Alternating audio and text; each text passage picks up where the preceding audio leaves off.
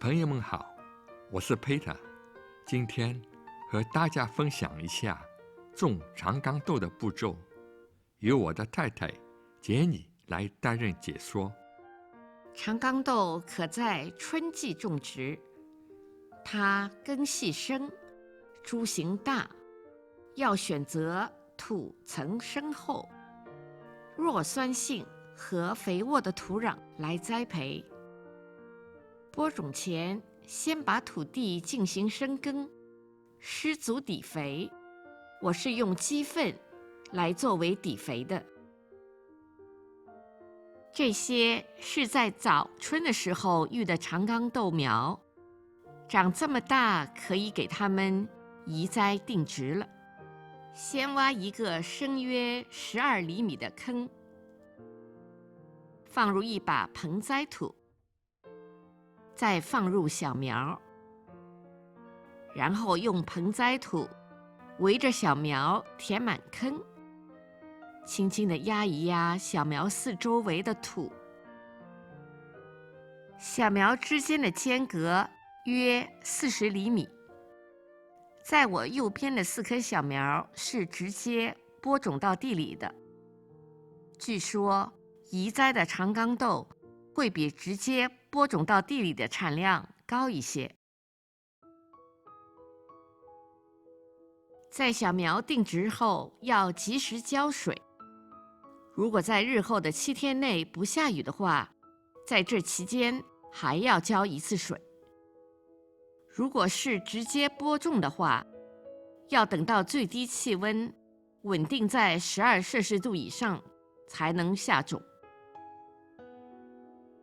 先挖一个约8厘米的坑，放入一把盆栽土，在每个坑里放入3到4粒种子。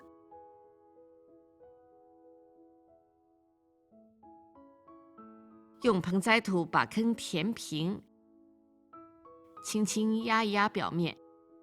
坑的间距大约40厘米。在出苗前，只要保持土壤润湿即可。这些是直接播种后长出的长冈豆苗。当小苗长出针叶后，可以开始接苗。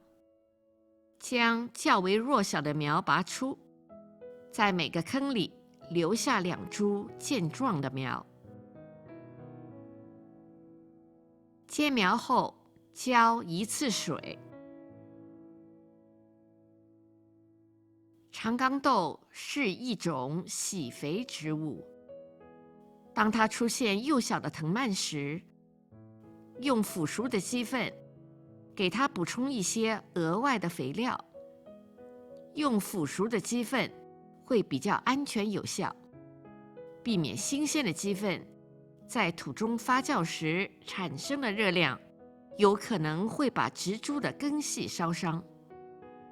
在2颗豆苗的中间挖一个约10厘米深的坑，埋入一些腐熟的鸡粪。覆上土后，再撒上一些缓慢释放肥力的有机颗粒肥。这样的话，在长冈豆接荚前就不用再施肥了。如果您所在的地区夏天的气温经常会出现摄氏40度左右的高温，最好在长冈豆苗的周围铺上一些干草，这样可以减慢水分蒸发的速度，起到保湿和隔热的作用。过了45天左右，长冈豆开始长出藤蔓了，要及时搭架绑蔓，引导藤蔓缠上架子往上长。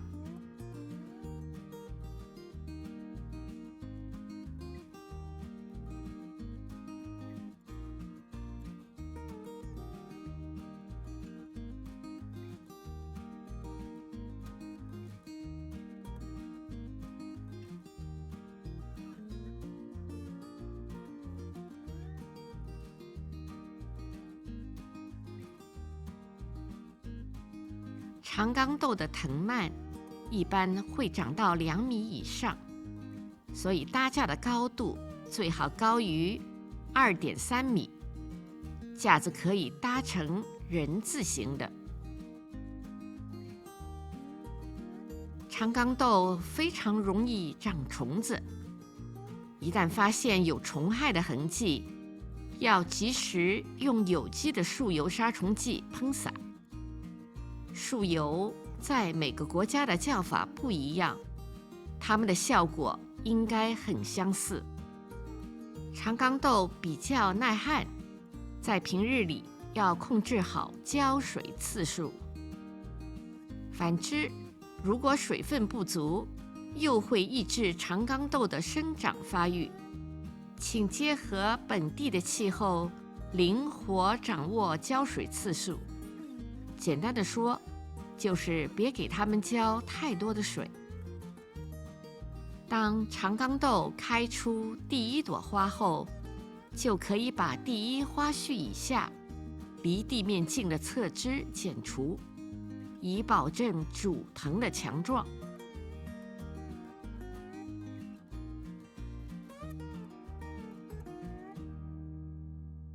再剪去一些老叶和病叶，使植株底部保持空气流畅，以减少病虫害的发生。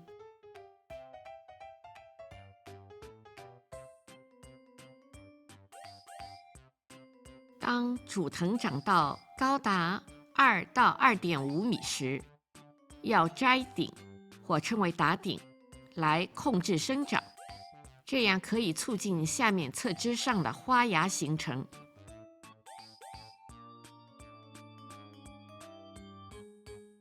当长冈豆进入结荚高峰期时，最好再加一次追肥。我用的是有机颗粒肥，放在水中融化后当作追肥用的。它的比例大约是在1立升的水中放入2把有机颗粒肥。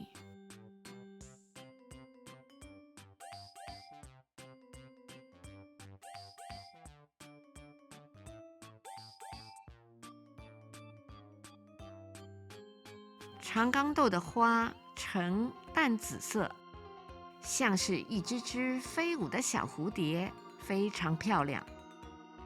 它们在清晨张开花瓣，当太阳升起后，花瓣就关闭了，犹如昙花一现。如果您想观赏长冈豆花的那一幕，那可得早起才行哦。随着时间的推移，长冈豆进入了盛产期。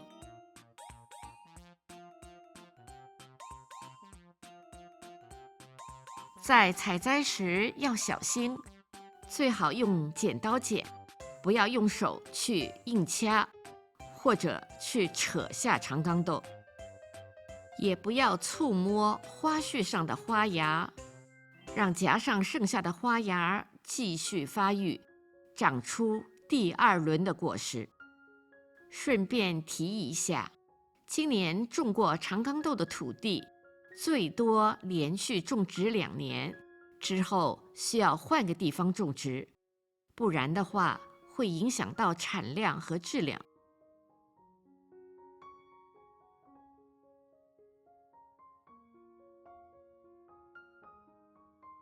留下一些长得特别长、特别健壮、豆粒饱满的长冈豆，当作明年的种子用。谢谢观看，我们下期再见。Thank you for watching.